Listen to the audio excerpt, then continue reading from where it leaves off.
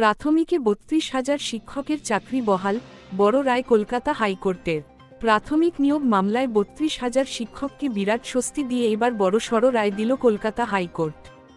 ৩২,০০০ চাকরি বাতিল মামলা এদিন সিঙ্গেল বেঞ্চের প্রাক্তন বিচারপতি অভিজিৎ গঙ্গোপাধ্যায়ের নির্দেশ খারিজ করেছে আদালত।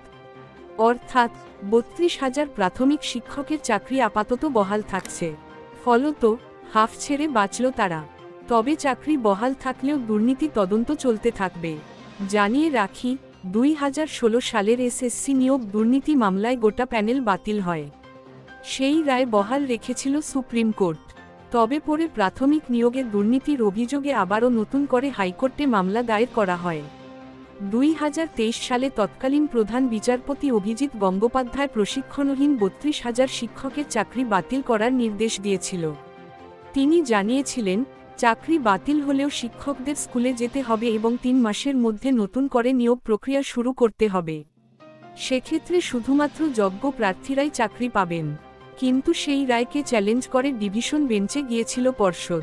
সেই সময় বিচারপতি সুব্রত তালুকদার এবং বিচারপতি সুপ্রতিম ভট্টাচার্যের বেঞ্চ চাকরি বাতিলের রায়ের উপর স্থগিতাদেশ দিয়েছিল। এমনকি তারা আরও নির্দেশ দেন যে নতুন করে নিয়োগ প্রক্রিয়া শুরু করতে হবে। এরপর রাজ্য এবং পর্ষদ আবারও সুপ্রিম কোর্টে সেই রায়কে চ্যালেঞ্জ করে। তবে শীর্ষ আদালত সেই মামলা পাঠায় কলকাতা হাইকোর্টে। আর এবার দুপক্ষের বক্তব্য শুনেই ডিভিশন বেঞ্চ চূড়ান্ত রায় দিল। বলে রাখি, ২০১৪ সালে ২ দফায় নিয়োগ প্রক্রিয়া হয়েছিল। প্রথমবার ৪২,৯৪৯ জন, পরে আরও ১৬,৫০০ জন। তবে অভিযোগ উঠেছিল, ২ দফাতেই নিয়োগ প্রক্রিয়ায় কিছু গাফিলতি ছিল। আর মামলাকারীরা দাবি করেছিল, ইন্টারভিউ থেকে শুরু করে মেধা তালিকা, সব জায়গায় দুর্নীতি রয়েছে।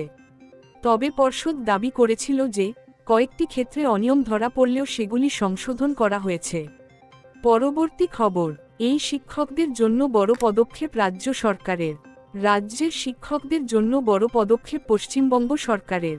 সম্প্রতি সুপ্রিম কোর্ট নির্দেশ দিয়েছে সমস্ত প্রাথমিক এবং উচ্চ প্রাথমিক শিক্ষককে টেট পাস করতে হবে।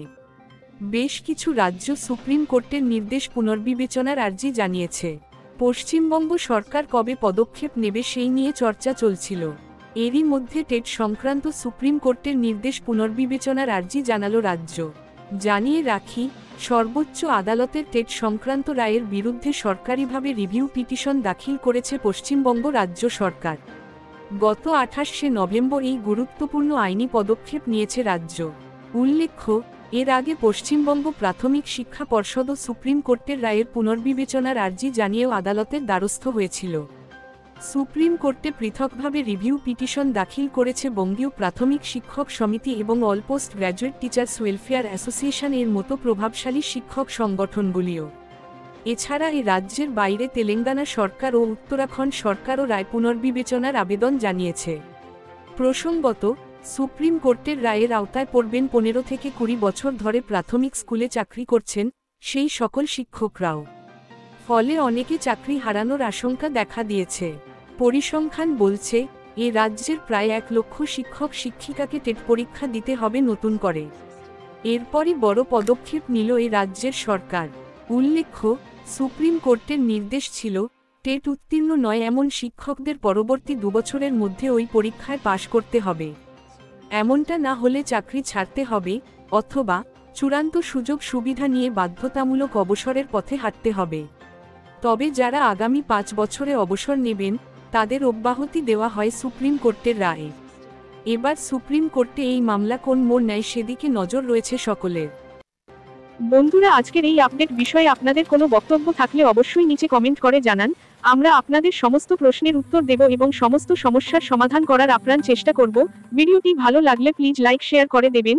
আর এই ধরনের আপডেট মিস না করতে চাইলে অবশ্যই আমাদের টেক গ্লোবাল ইউটিউব চ্যানেলকে সাবস্ক্রাইব করে পাশের বেল আইকনটি বাজিয়ে দিন। পরবর্তী ভিডিও আপনাদের স্ক্রিনে দেওয়া হলো। ধন্যবাদ।